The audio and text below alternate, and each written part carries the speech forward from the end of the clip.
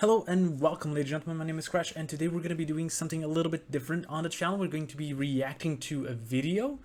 In this case, it's going to be Super Eyepatch Wolves, the current state of Weekly Shonen Jump 2022. This is a video that he does every single year. Since I made the channel, I kind of wanted to do a reaction to the video when it came out, and it came out a little bit later than I was expecting. I was expecting it to come in January. So just for us to be clear, I'm not going to be showing the entirety of the video. Some key parts are going to be appearing in this thing here, just for context of what I'm going to be saying. But overall, I don't want this video to be a replacement of Eyepatch Wolf's video. Mainly because I don't know, he doesn't like that, and because I don't like that either. So if you haven't seen the video yet, I recommend you to go watch it. I personally haven't seen it yet, but I've seen his other previous videos on the same topic. And just overall, I'm a big fan of Super Eyepatch Wolf's channel. It's a big influence on this channel. On this video in particular, I've heard a lot of negative things from some of my friends and some other YouTubers. So I'm kind of curious to dive into it and talk about all of that. But yeah, let's just jump into it. One Piece wrenched from its throne and thoroughly outsold by another series. So yeah, if you've seen my video on this actual topic, 2019 was actually the year that Demon Slayer surpassed One Piece for the first time. I'll talk a little bit of why One Piece may be just oversold by a lot of other series going forward. Like for example, last year was Jujutsu Kaisen, and probably this year is going to be Jujutsu Kaisen as well, looking at the sales of the last volumes. Jujutsu Kaisen sold more, last volume of Jujutsu Kaisen sold more than the last volume of One Piece. But yeah, 2019 was the year where we started seeing that shift. 2020 was indeed the year where Demon Slayer just kind of like blew up. And like he said, it was a really bizarre year for manga in general, but I think more specifically, it was a really bizarre year for Shonen Jump for a lot of reasons.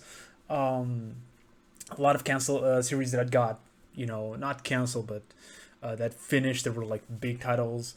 A lot of series that got canceled. A lot of series that should have got canceled but survived. It was a really bizarre year, and I loved following it, like reading all the series. But yeah, it was a really weird one. Beautiful Idiot Simulator, Gravity Boys, Subnautical Furry Manga, Hardball Cop and Dolphin, and battle manga Build King all disappeared from Jump's pages. Having in mind this 2021 video, I'm actually really happy that he mentioned Gravity Boys, even if it's the graveyard part of it, because last year it didn't. And the Gravity Boys, if you guys don't know, it's my favorite cancelled series. It got to 50 chapters. So honestly, I think even for a canceled series, it's a series that you should check out. If you like comedy, I think especially the final arcs of the manga, the final like 3-4 chapters is just amazing. And yeah, I'm probably gonna do an entire video on the Gravity Boys. That's something that I have planned for like half a year, and I never just committed to it, but it's something that I have to, at a certain point, I'm gonna have to, yeah.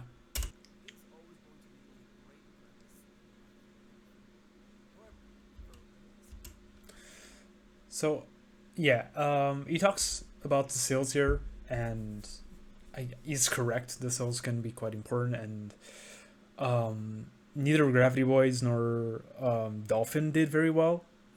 I think Dolphin actually improved his sales on the first volumes after a couple of months, but it wasn't enough. But I also need to understand that they probably would have, been canceled earlier in any other year. Especially, I think Gravity Boys would have been canceled earlier in any other year. The reason why they actually survived that long was not necessarily because they reached 10K sales in the very first volume. I think it's very much because 2020 was a weird year, and a lot of manga finished, so it left a lot of space, even for example, Mori King to have survived as long as it did.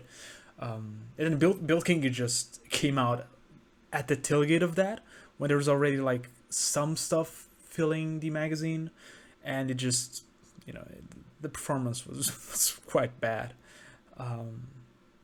But it isn't just sales that we have to have in mind. And I think in this case, the sales may actually show it to be better than it was. I think the reason Gravity Boys got cancelled at around 50 chapters is not just because, you know, the sales decreased on Volume 4. Of course, that has a lot to do with it. The fact that it didn't cap with the sales of the first volume. It didn't increase the sales of the first volume. Of course, that has a lot to do with it. I think another reason was because by the time it got cancelled, there were other stuff that was doing fairly better, which didn't exist at the time where Gravity Boys was released. Or if it did exist, there was other stuff ending that was performing fairly worse. Which is always a thing to have in mind with the sales. We also need to have in mind how it is performing when compared to other series within the same genre of that manga, and overall the magazine, of course. This is just a perfect example of that, where a series did quite well, did better than Gravity Boys, did better than the Dolphin, and for all intents and purposes, it lasted shorter overall, because by the time it was released, the magazine was much more full. It was much more I'm missing the word. But yeah, it was just much more ruthless, that's the word, than it was when Gravity Boys and when Dolphin first came out, leaving them to have lasted a couple more volumes before they got the axe. And while everything about this title feels like a perfectly functional team-building sports shonen, I think the issue may be that it's a little too inside baseball. This is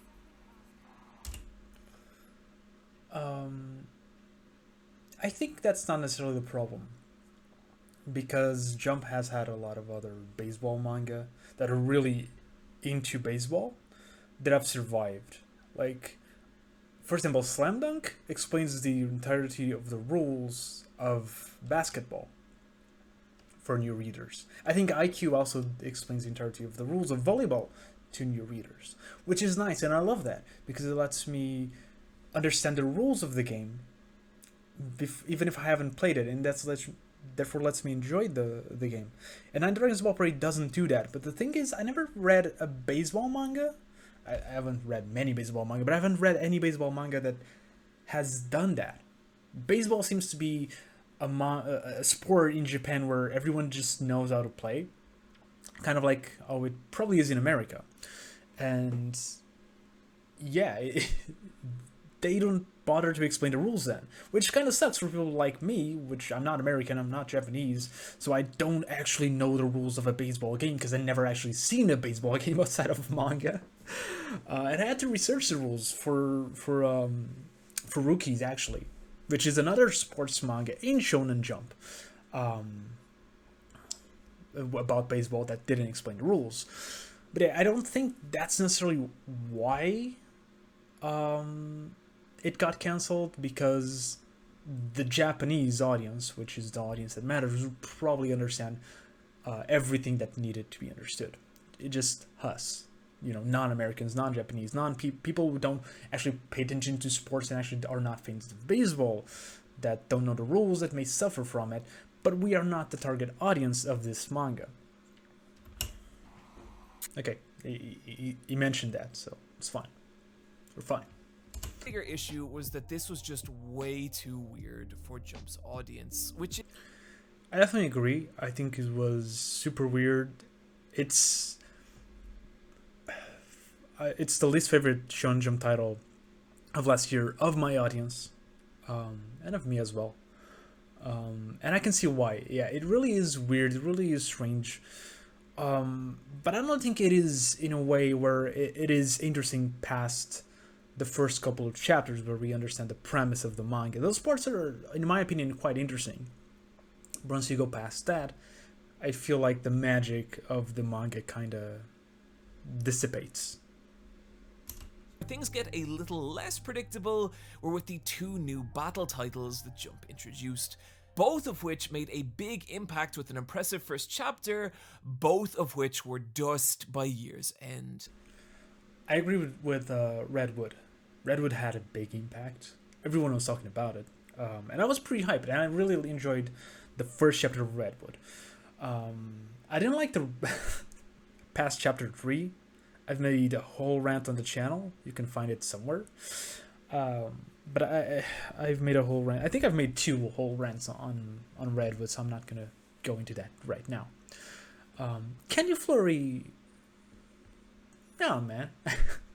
Sure, it was a battle shonen, and because it is a battle shonen, a lot of more people are going to get into it. Western people are going to get into it because, annoyingly as it is for me, a battle shonen, bad or good, is always going to bring more attention to it than the other series on the magazine. But I don't think I've ever heard a lot of hype around Candy Flurry. I know a friend of mine really loves it. And if you like Candy Flurry, you should check out his channel, which is Lord Yamyo. He used to do chapter reviews of it, and I know he used to be a big fan of it. But other than him, I don't remember many people who were that into Candy Flurry, even as early as chapter 1. But that is just me. You could replace the giant candy weapons with psychic powers, samurai swords, or Pokemon, and it wouldn't make any difference to the story. Yeah, this was actually my first complaint when I first read the first chapter, was that the candy, like her lollipop candy, was essentially just a glorified axe. And there was this guy who had a giant fork, which, yeah, is nice with the theme of candy, with the theme of food, but it actually was just a spear, so it just a color paint over a generic battle shonen, in my opinion. There's some stuff I enjoyed about Candy Flurry, just to be clear. I've really enjoyed the characters, the comedy of it. But yeah, the actual battle elements of this battle manga, they were kind of generic.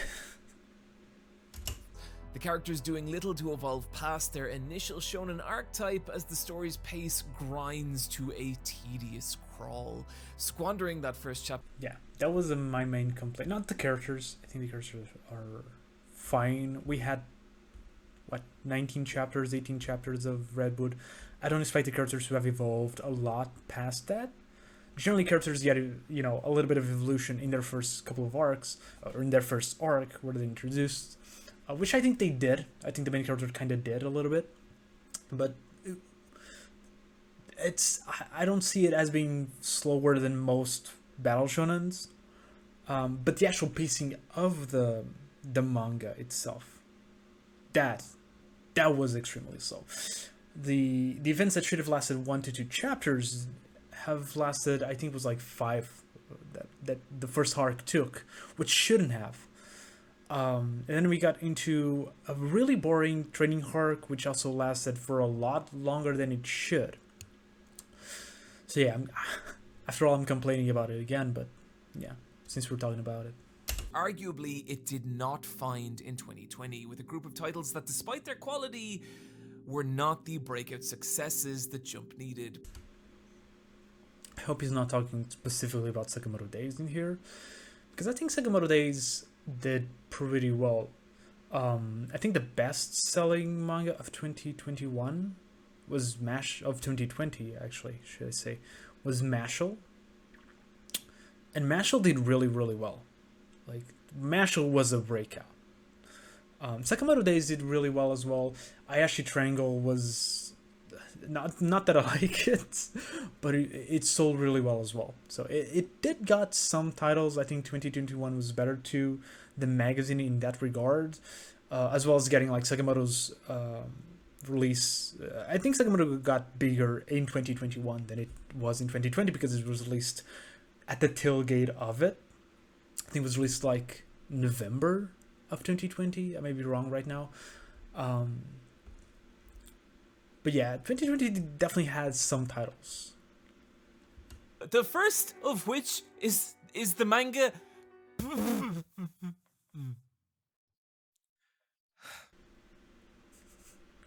Alright, since I also made a joke about the titles, like, I cannot complain. By the way, if you don't know, it's PPPP.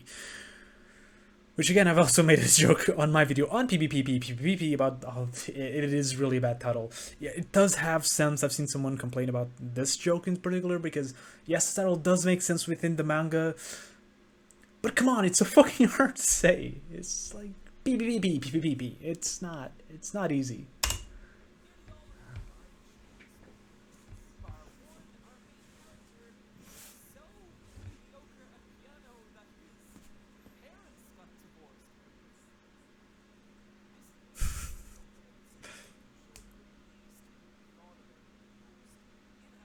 It has some of the worst page design I have ever seen from a published manga, with a page flow that actually drags your attention in two separate directions, some of the layouts being so cluttered I found it difficult to decipher what is even happening, and shit like this is usually a death knell for me in manga, but I'm gonna be honest, I don't think I've noticed that while reading PPPP.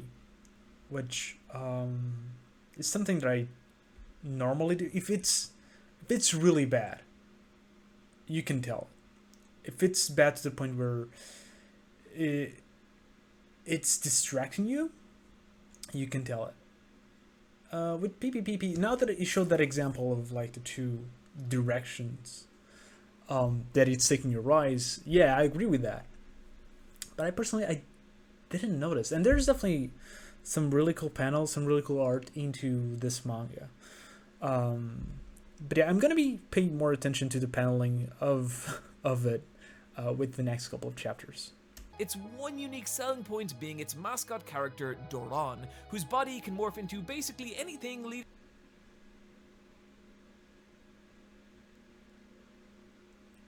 Wait, was it called the Ron? I don't think it's not called the Ron. I'm gonna confirm. I don't think it's called Ron. Doesn't the name start with like an M or something? Kusanagi doesn't start with M.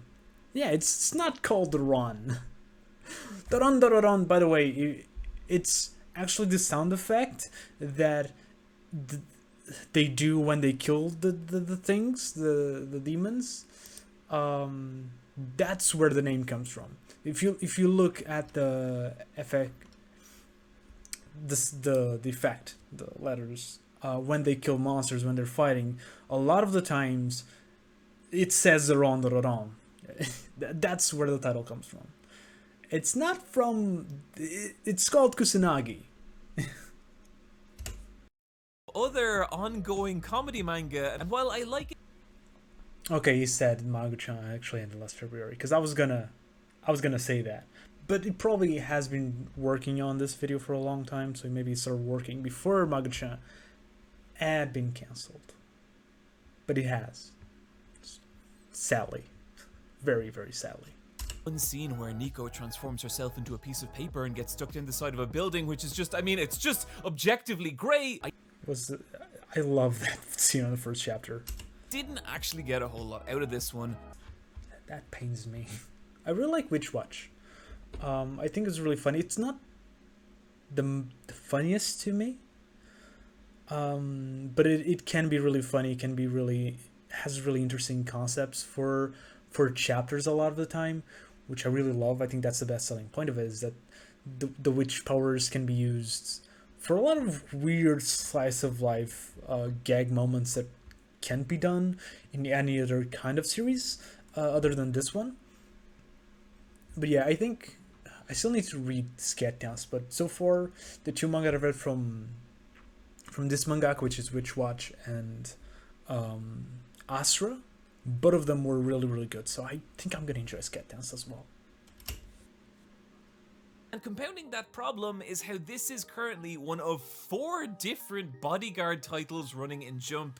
meaning that while Ayashimon is enjoyable, it currently feels like it's struggling to define itself among bigger, better titles.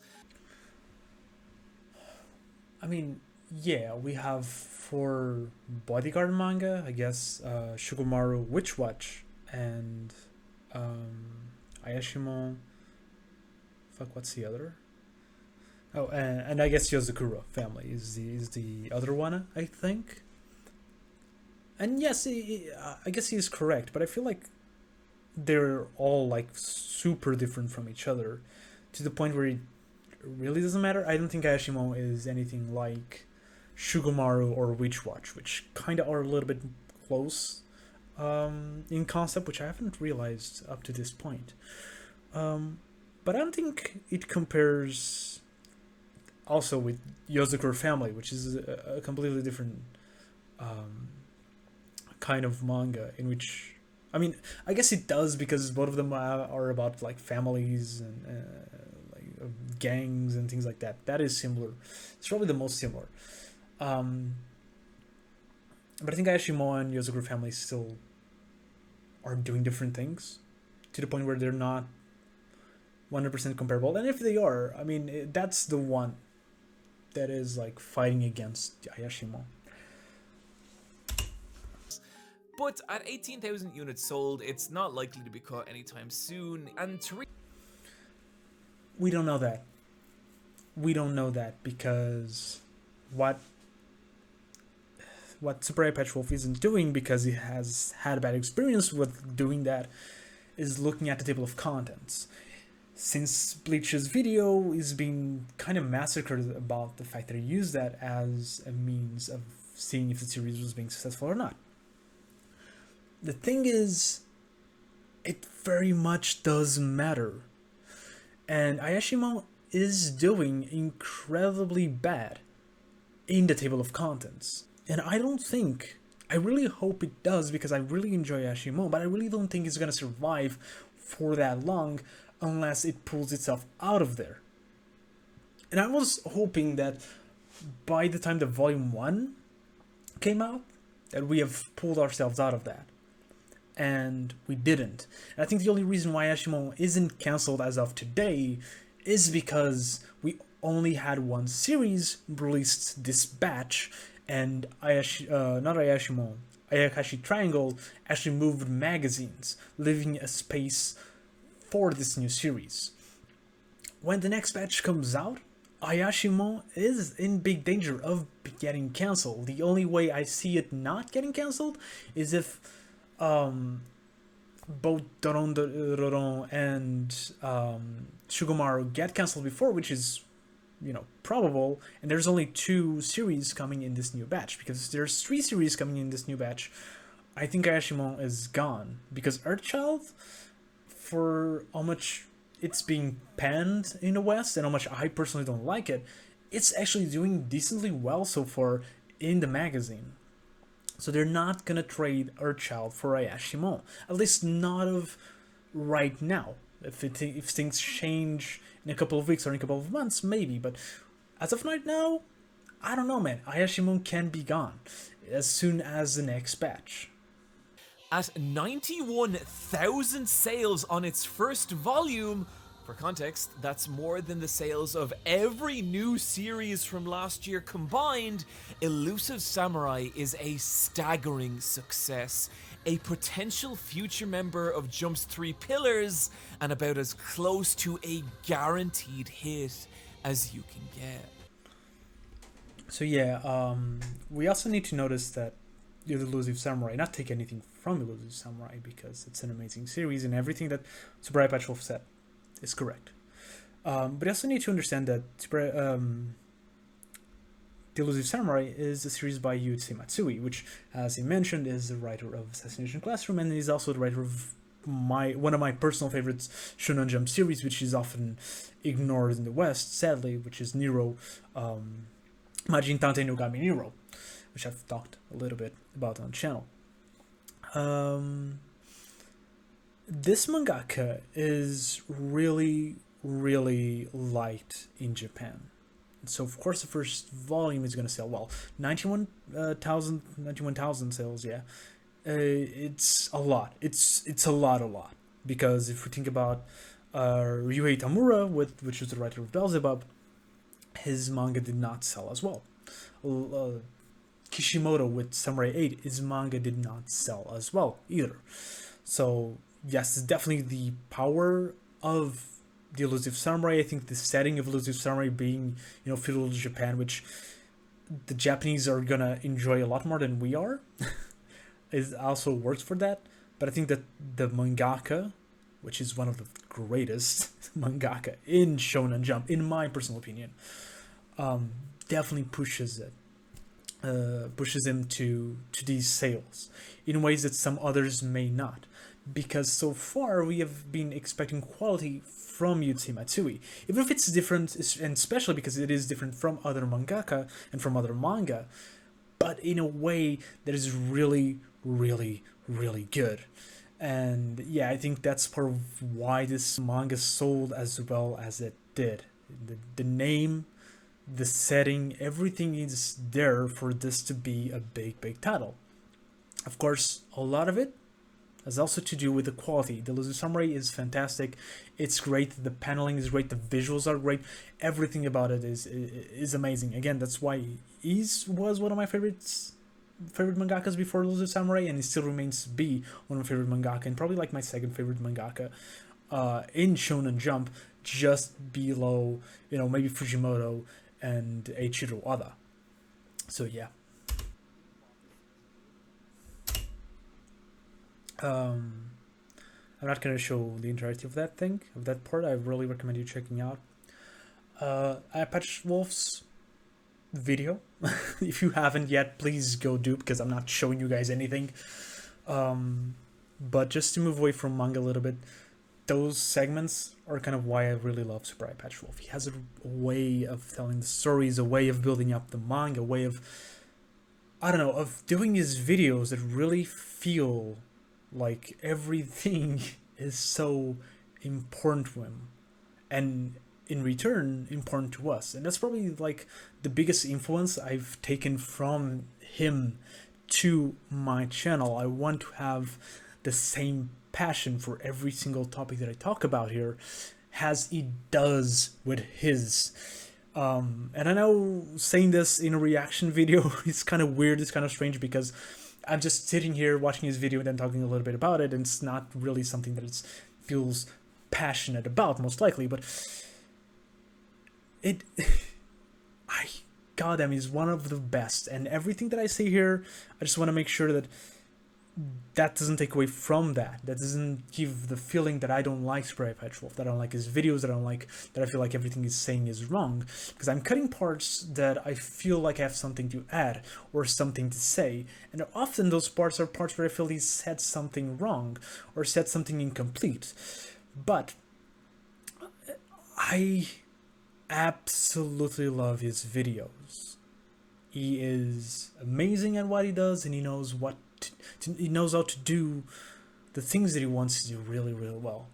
And it's that passion in those videos that I really want to capture into mine.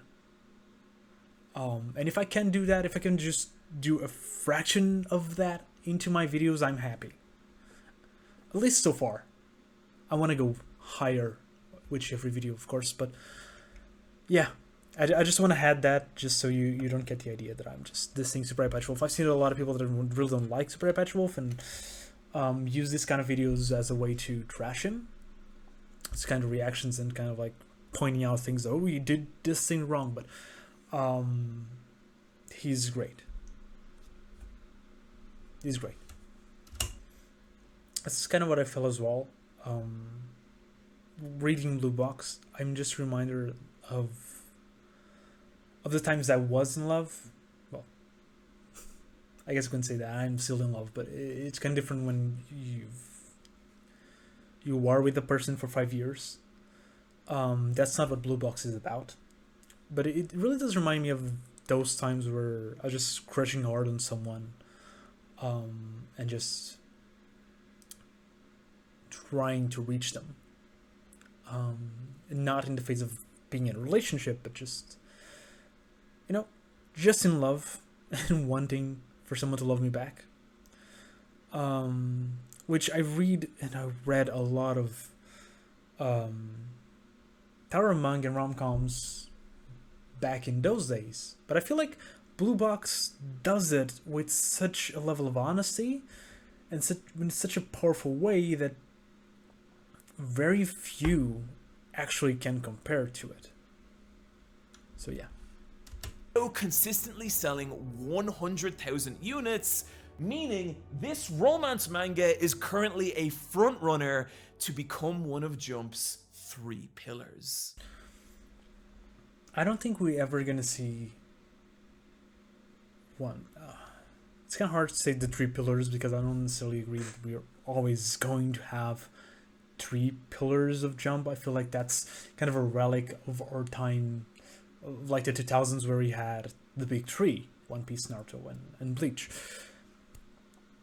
But I don't see, regardless of how well Blue Box sells and likely to be one of the best-selling rom-coms in Shonen Jump, if it isn't already close to it, I'd have to check Nisekoi sales, but I feel like at the best it's going to say at the same level of Nisekoi in terms of influence, in terms of impact in the manga, where it's big, it's very impactful for the genre, but it's not going to be a pillar, especially because rom-coms don't tend to last that long. Rom-coms tend to last 150 to 250 chapters, more or less. That hasn't been broken in Shonen Jump, I think. I'd have to check, but from the ones I can think on top of my head, I don't think any of them are more than 300 chapters. So I don't see Blue Box being over 300 chapters, especially because I feel like the pacing is a little bit faster than the other rom-coms that were in the magazine. So I don't think it's going to be a pillar. Maybe I'm wrong, and if I'm wrong, I'm okay with it. Blue Box is definitely one of my favorites in the magazine right now, but I don't think I am. I don't think there's going to be a rom-com that's going to have the same level of impact as Jujutsu Kaisen, as Demon Slayer, as the battle shonens of the magazine. Sadly as that say, because I feel like the magazine is way too filled with these battle shonens that it kind of ruins the magazine in some regards, especially not necessarily the magazine itself, but kind of like the fan base, which comes to expect just battle shonens for the most part, and that feels detrimental to the rest of the magazine, the rest of the series in it. At least in the West. Not so much in Japan, but at least in the West for sure. But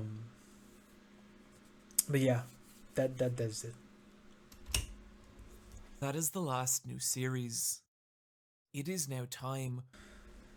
So is not talking about Akane Banashi, which would be nice to talk about because Akane Banashi is doing pretty well. Her Child, which would be interesting to talk about because I feel like Her Child is a gigantic mess.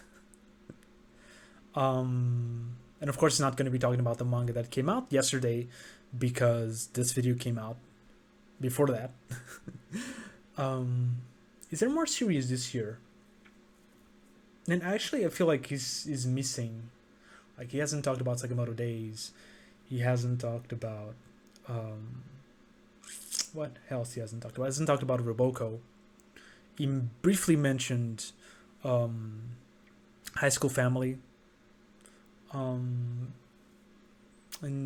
yeah, I guess he didn't talk about Yuzuru Family and of Undead Unluck either. I feel like those series he talked about in previous videos. And I think there's still a couple missing. Let me look at the roster, see what he missed. I'm assuming he's going to be talking about much more recent series. So he hasn't talked about. I guess he's going to be talking about Mashal, Yozakura, and Undead now because those are older series, as well as, you know, Jujutsu Kaisens, your My Heroes, your One Pieces. What else is missing? Maybe he's not missing anything. What days be yeah, okay, so I guess there's nothing much more. No, let's go see. I guess you're trying of moving to Jump Plus for being too horny, probably. Yes, that is the most definitely the case why it's moving to Jump Plus. That's probably also the case why it's not getting published by Viz. The physical edition is not going to get published by Viz. It's going to be published by 7 Seas, I think. Or Yen Press. One of those two.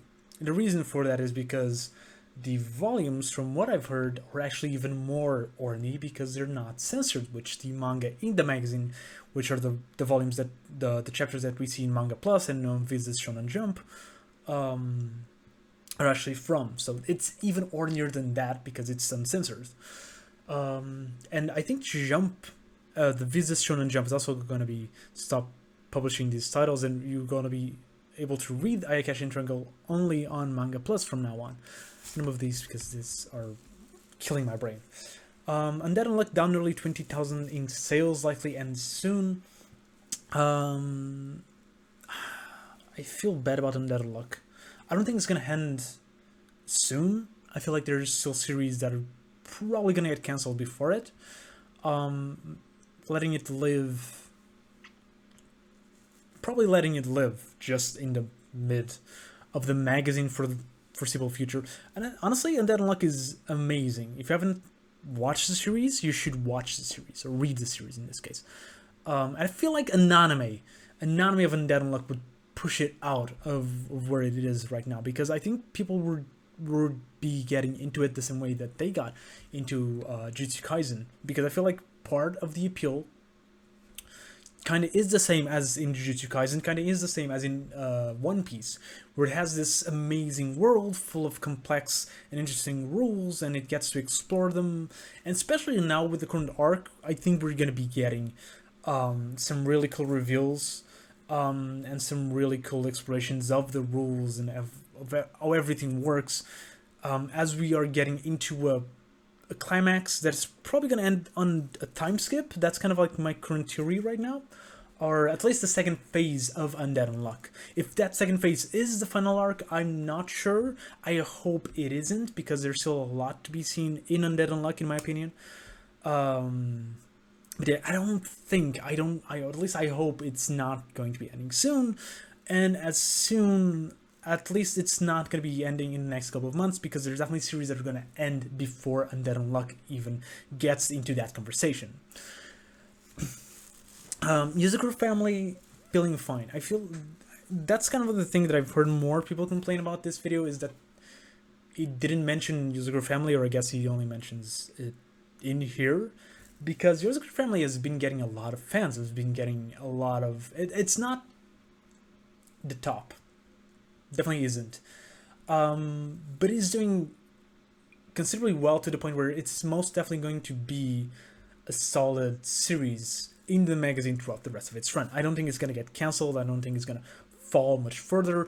And most likely it's going to get an anime down the line. It's going to get more fans down the line, because the series is pretty good, especially now past the first year, I feel, where it was still trying to find itself. I feel like in 2020, like late 2020 and throughout 2021, it really started getting its own identity. It really started pushing itself over and getting a lot more fans, especially as it moves towards a lot of battle shonen, while still remaining a really awesome, really good slice of life manga. It manages to do both in the same time in ways that I don't see any other manga in the series, in the magazine, and just in general do. And like, sure, we have Mashal, we have Sakamoto Days, but none of them are actually doing the things that Yuzakura family is doing, not in the same way. So yeah, I think Yuzakura is most definitely something to talk about, something to pay attention to within the magazine, and not just something to throw, to the side as in a, well, it's there and it's not doing anything, because it most definitely is. It most definitely has a lot to talk about, in my opinion. But yeah. It's always awesome to see a series enter the top 10 for the first time, but with Mashal, this is especially well deserved, and I'm really excited to see how the series does from here. At number 9... That's another thing that I might do a video on. I've liked Mashal in some parts of the story, it's been a drag recently, in my opinion. But yeah. Okay, I guess again, this video must be one that works for a long time, so he didn't get that information probably in time to do the video, which makes sense. This is not like this video, which I can edit it in a couple of hours. This took a really long time to do. But yeah, Black Clover is actually ending. The final arc is coming. I don't know when it is coming, because I feel like the last arc's not going to be that short. I feel like we're going to have probably 2 years of the last arc. But of course, Black Clover's spacing is really fast, so I never know. But yeah, I feel like in 2 years, Black Clover is probably out of the magazine. At number 7, it's the first zombie on our list, and I say zombie because this series has actually been dead for more than a year, and yet some... I guess he's counting the sales for every Shonen Jump title in general. But come on, I feel like The Promised Neverland, even if it's selling well this year, it's really not in the conversation, because it really hasn't had any impact in the current state of Shonen Jump and the state of Shonen Jump moving forward, because it has ended a while ago. What, 2020 was 2021, I feel like it was one of the first series that ended. Well, I guess since the last video was in the early 2021, was it? No.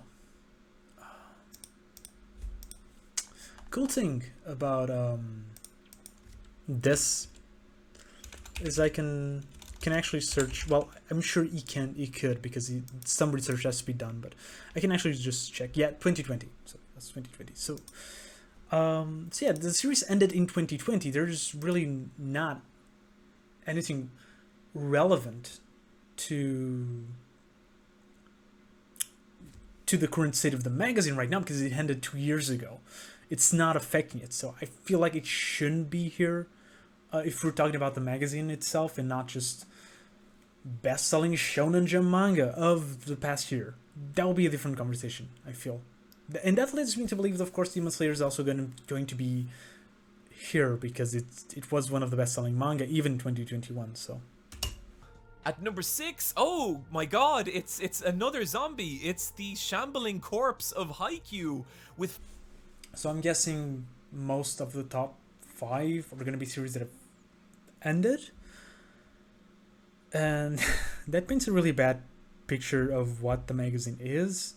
And also, that explains why Mashal was number 10, because I felt like number 10 was pretty low for Mashal, because Mashal has been doing pretty well for a new series in Shonen Jump, especially, you know, now that it's been, what, 2 years that it's been going? More than 2 years, I'm pretty sure.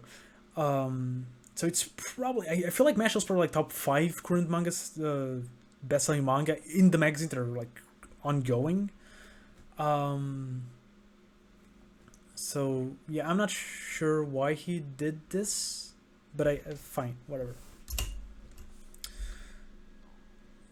Chainsaw Man is doing really well. If you have in mind that there's no anime yet, it's selling incredibly well. If you think about Jujutsu Kaisen, I'm not even going to be talking about Demon Slayer, because Demon Slayer's sales before the anime were excruciatingly, I can't even say that word, but they were incredibly low.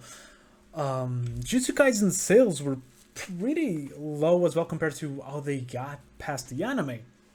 And Chainsaw Man is doing so good without that.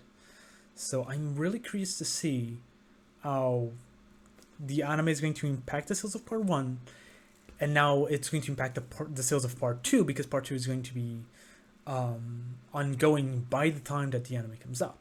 And there's I'm currently working on a video on part 2, so if you like Chainsaw Man, we talk a lot, or at least a bit, in this channel, so check these videos out. There's one coming, there's 2 in here as well that I've made before, so yeah, check them.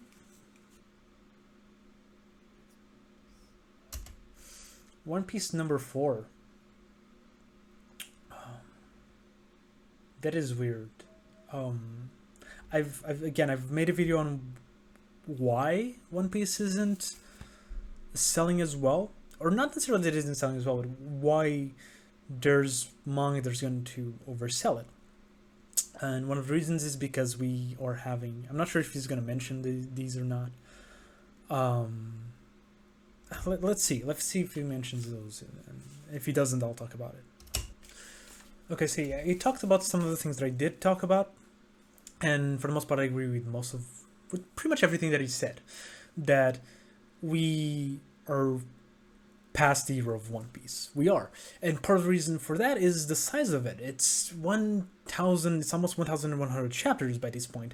And new readers have, for the longest time, since I remember I've started watching One Piece, I've started reading One Piece by the time we had less than 600 chapters. And even back then, the size was kind of, it was intimidating. And it was the biggest of the big three at the time. It's always been the biggest of the big three because it came out before the One Piece and Naruto and Bleach. But even back then, it was big.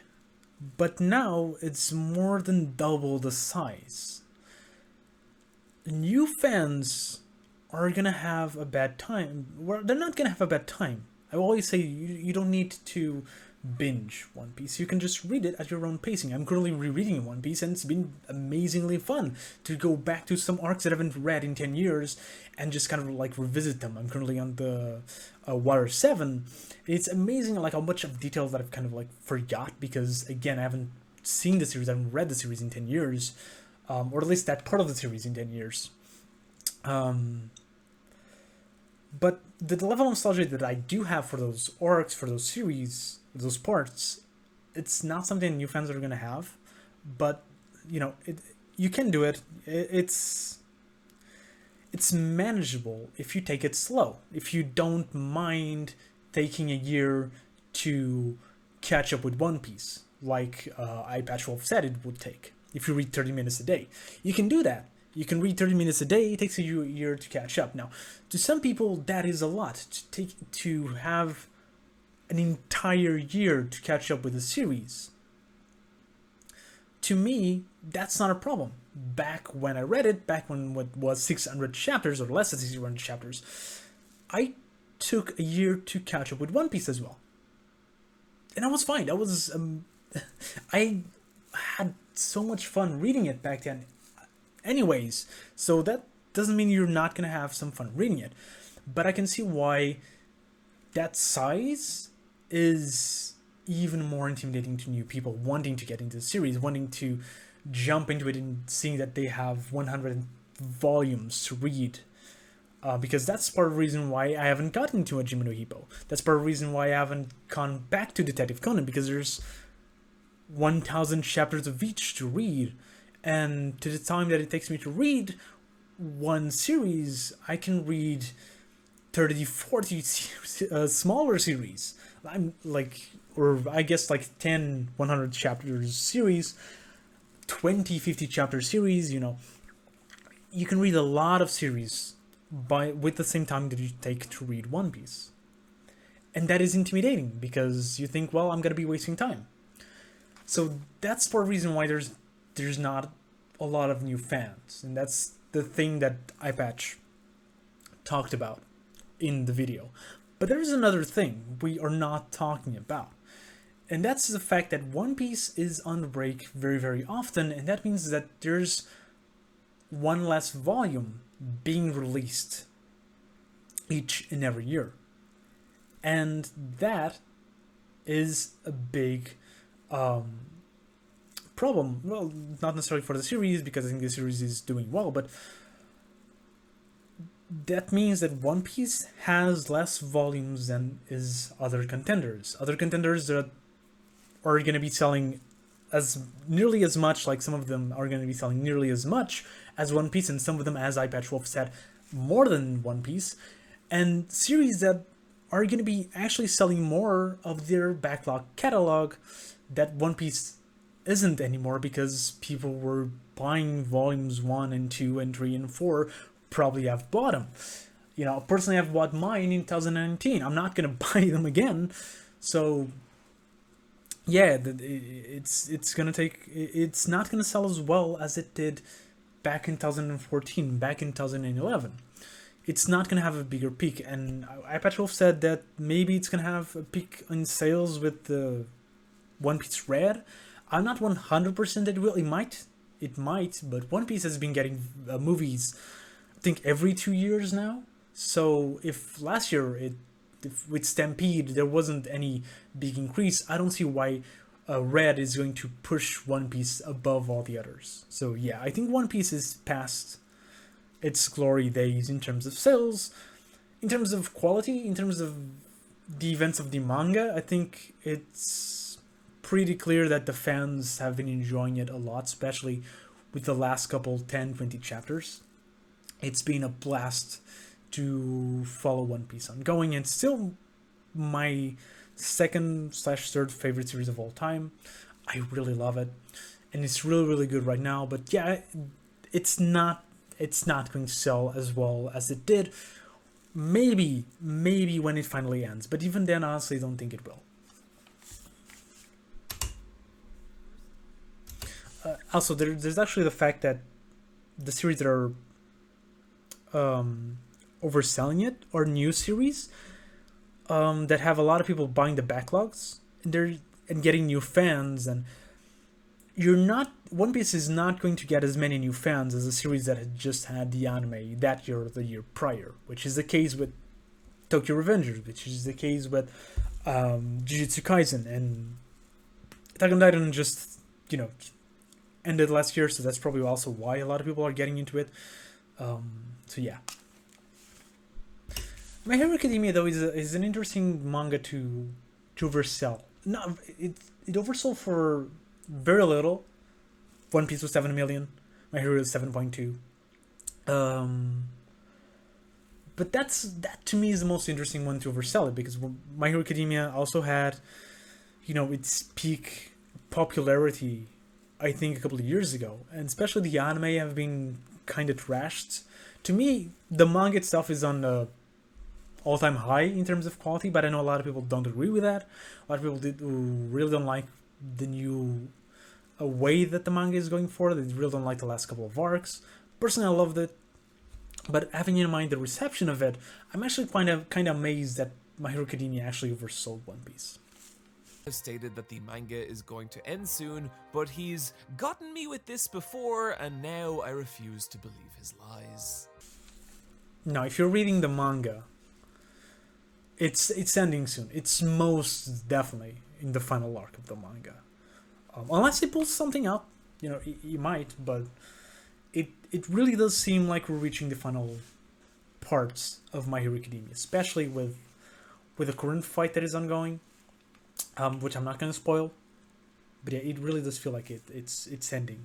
Demon Slayer, now a phenom of the industry, the impossible benchmark that all future titles will be measured against. The only thing more shocking than that being that it's not even #1.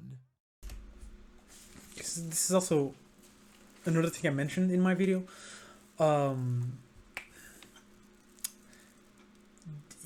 I feel like Demon Slayer's 2020 sales also happened because it was 2020.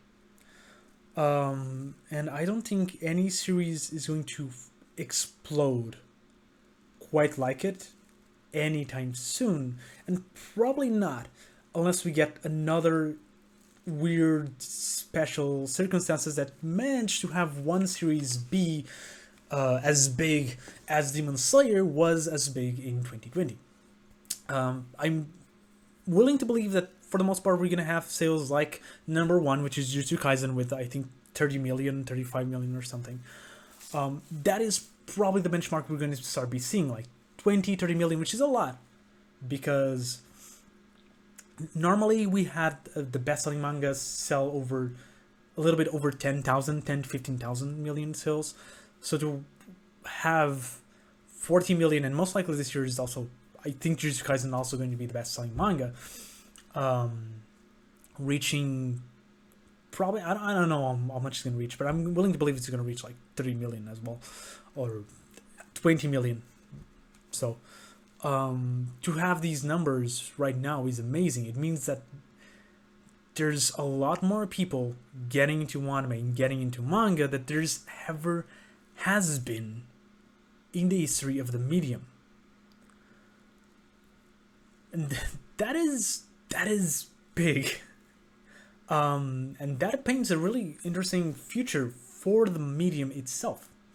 One that Demon Slayer and 2020 helped create. Not likely to slow anytime soon, cementing Jujutsu Kaisen as the newest of Jump's 3 pillars, and right now, the biggest manga in the... So that is my question, like, Jujutsu Kaisen is the newest of the 3 pillars, so what are the 3 pillars? Is it One Piece, My Hero, and Jujutsu Kaisen now? And before was like Black Clover, but Black Clover still has remained more or less the same, so was it not a pillar? Was it Demon Slayer? But I don't know, man. I don't think there's 3 pillars, if that makes sense. But yeah. However, in 2021, we watched as Jump Regular hit back hard, with both Elusive Samurai and Blue Box, meaning that same upset couldn't happen again. That's kind of true. We've been talking about the rise of Jump Plus, and especially these last couple of years with Spy X Family, Country Number 8, and of course we now have Chainsaw Man Part 2, and I guess Hell's Paradise was also in that conversation as well. But since Spy X Family, we don't have a title that has compared. Of course, Chainsaw Man Part 2 is going to sell a lot because Part 1 is selling a lot. That's just a sequel. But it's not like we're still treating Jump Plus. I feel like at least the community is still treating Jump Plus as bigger than Weekly Shonen Jump, but this last year we haven't gotten anything that oversold what we got in Shonen Jump normal, at least that I am aware. Yeah.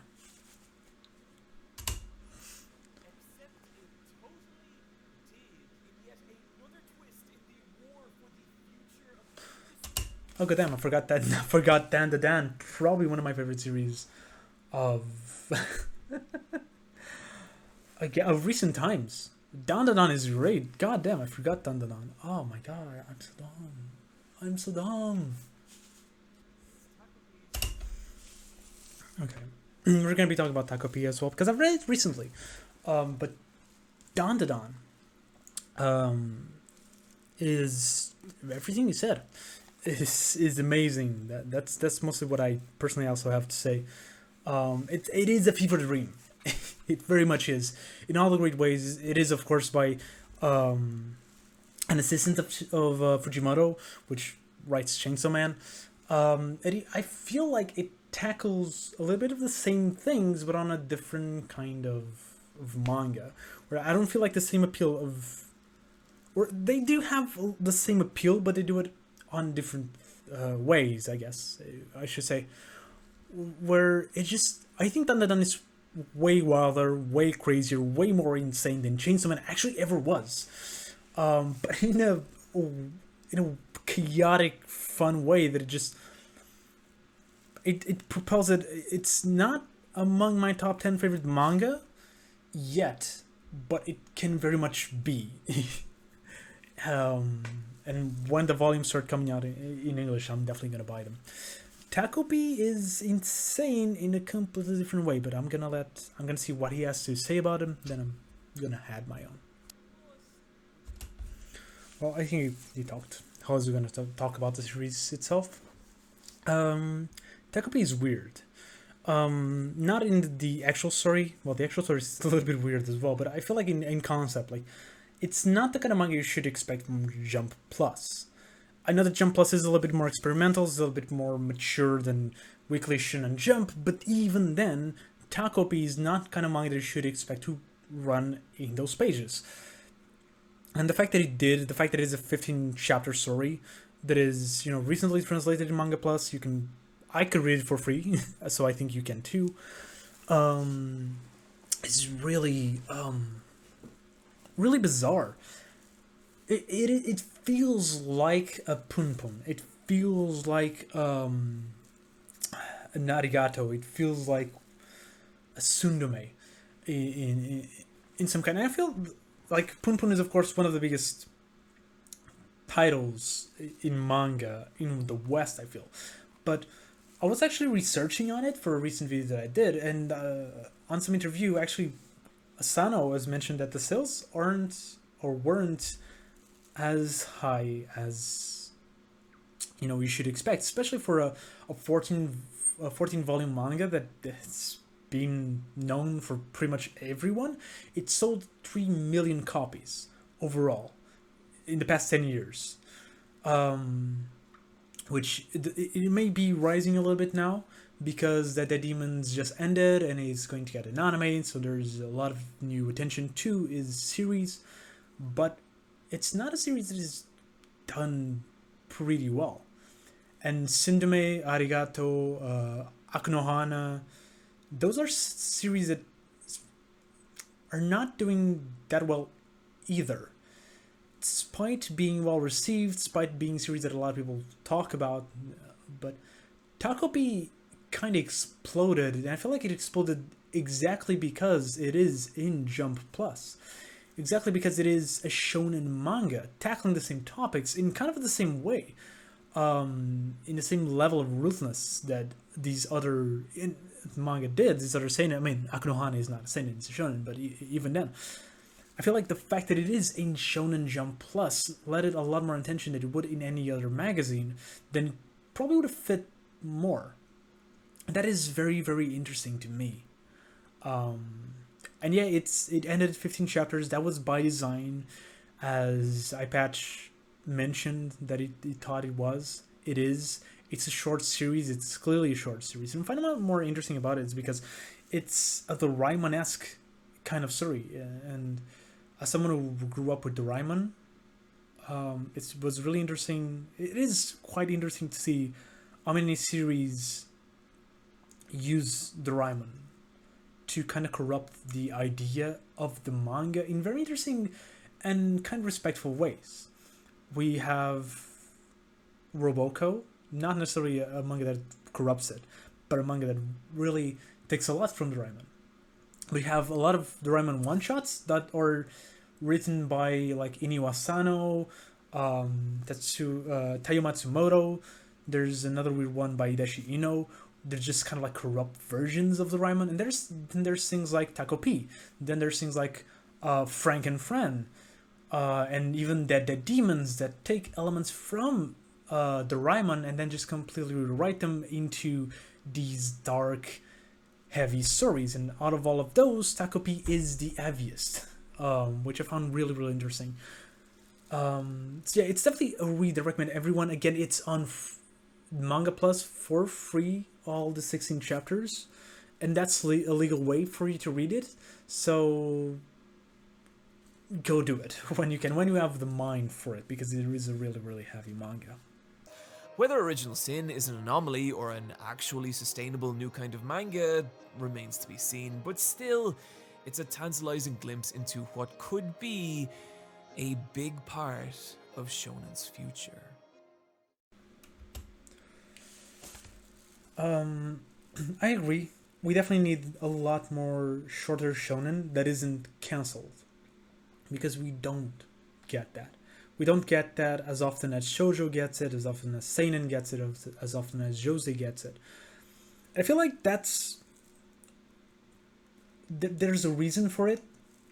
I feel like the things that we see on shonen more often than not really fit more of a long-running series. I don't think battle manga works super well as a short series. Maybe some concepts, maybe some stories can, but for the most part, the formula for battle shonen means that it's going to be a long-running series. It's going to be a series that's going to last 10, 20, 30 volumes at minimum.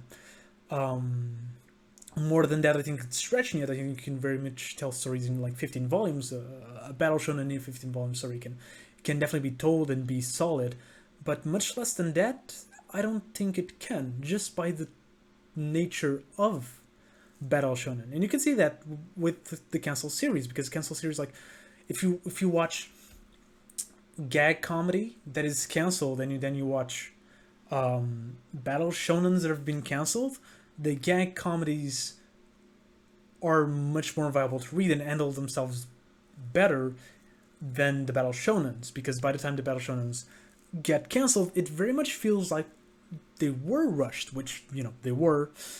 With gag manga, some of them do, but some of them don't. A lot of them don't, because they can be short stories. I feel like Mora King, for example, was the manga that could have been very much a short story.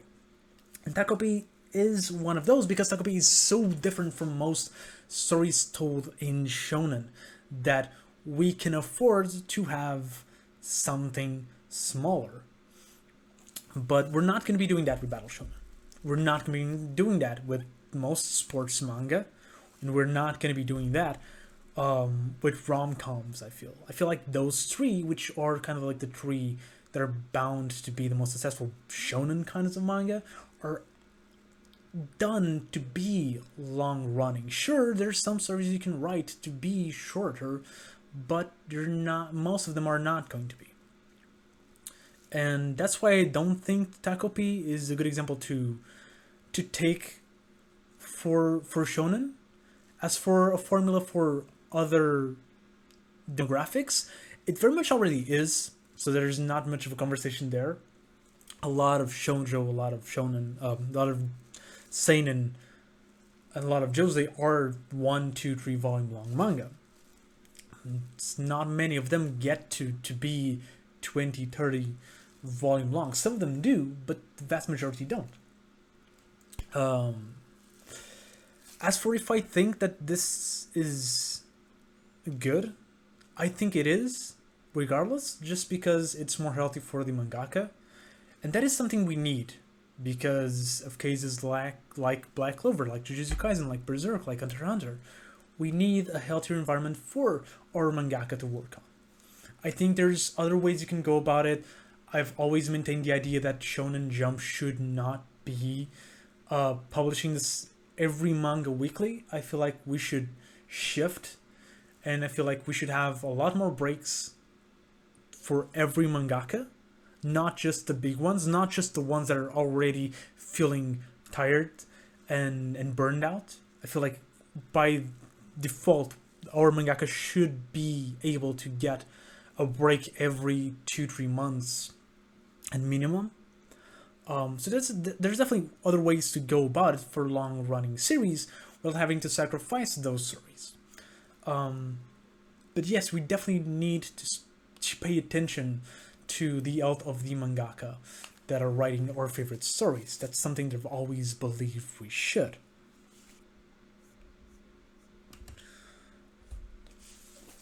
Again, with Takopi, we should know that it's probably, unless there's an anime adaptation of it, which there might be a short movie or something. The Takopi is not going to help Shonen Jump Plus in the long run, because it's gonna have the peak of sales of Volume 1. It's gonna have the peak of sales of Volume 2 already. The peak of sales of Volume 1 already had, and then it's going to die down. We're not going to be talking about Takopi in terms of sales in 4, 5, 6 months from now. Let a year go by.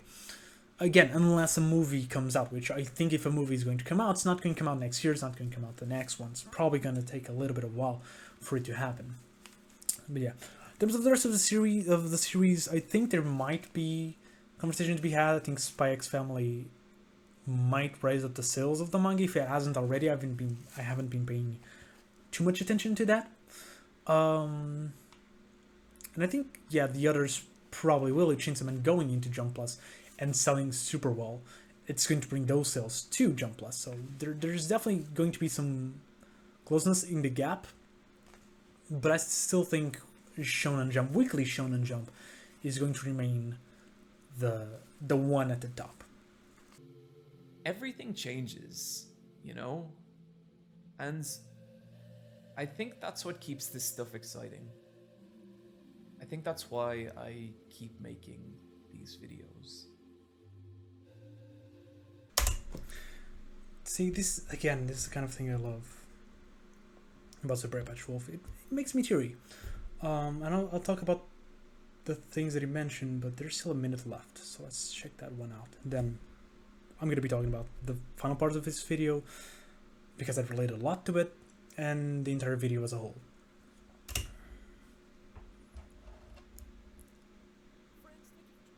Okay, it's just the Patreons.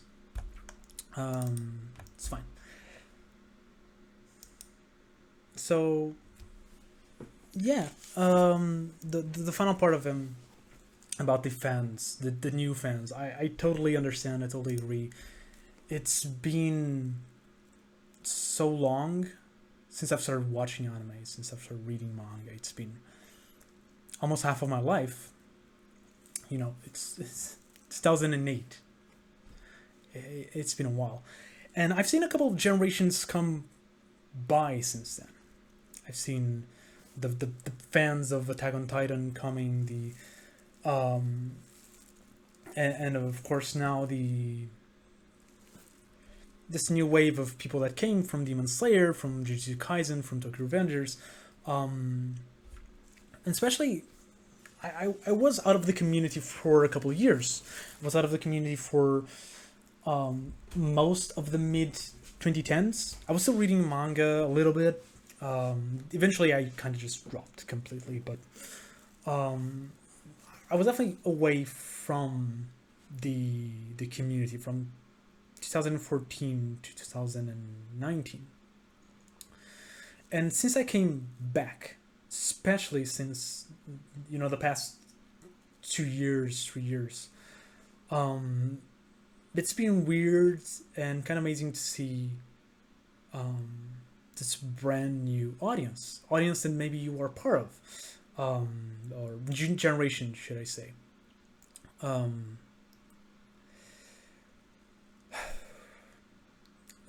generation that for the first time in my life made me feel old, made me feel like I've been here too long, and maybe ponder if I still belonged to it. And I came to the conclusion that I do still belong here. That's why I have fun doing these videos, and I had a lot of fun in going back into manga and completely falling over it again.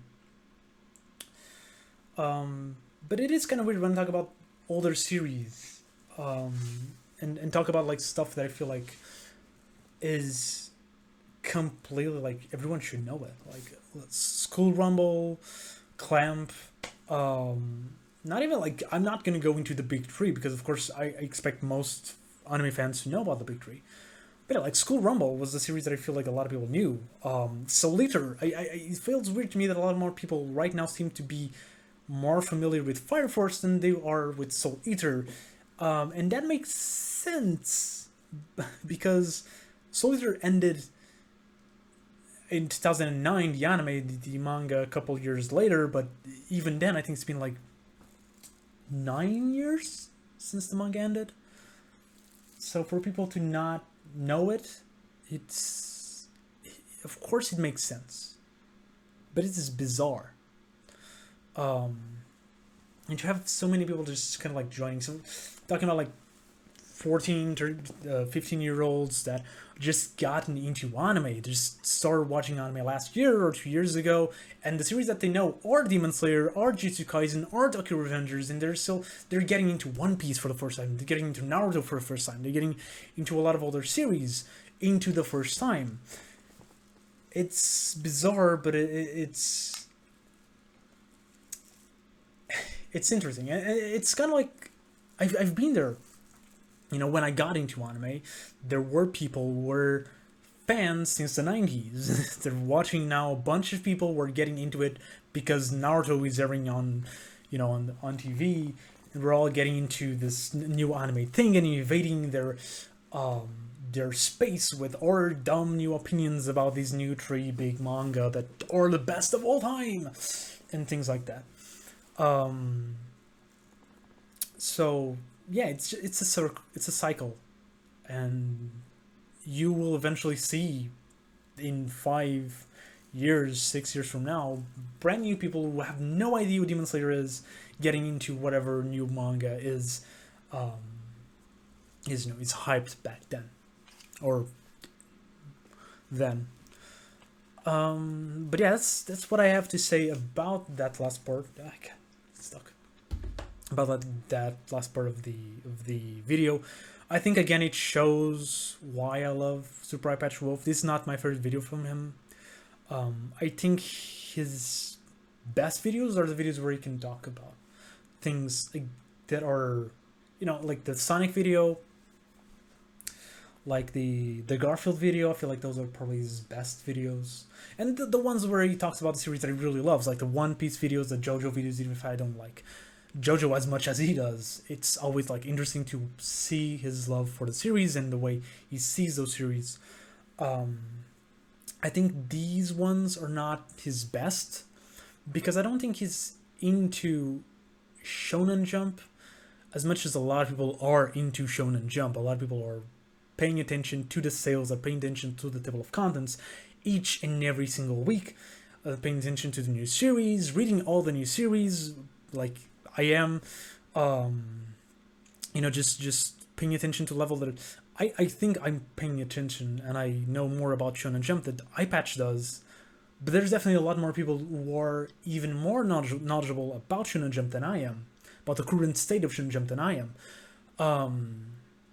that are going to get pissed about this video, and there's a lot of reasons as to why. Some of them that I think I talked about in this video. I'm kind of sad that he didn't mention Roboko. Because I really enjoyed Roboko. I feel like I could have talked about it. I feel like it gets disregarded very, very often. And when it is acknowledged, it's very hated. Which, to be fair, is what I expect to happen if Eyepatch actually talked about Roboko. Was probably gonna hate it. So maybe it was for the best that he didn't talk about it. But I'm kind of sad that he didn't, because it's the best-selling gag manga right now, with the exception of Mashal. And I don't really consider Mashal to be like a true gag manga, but that's other conversation.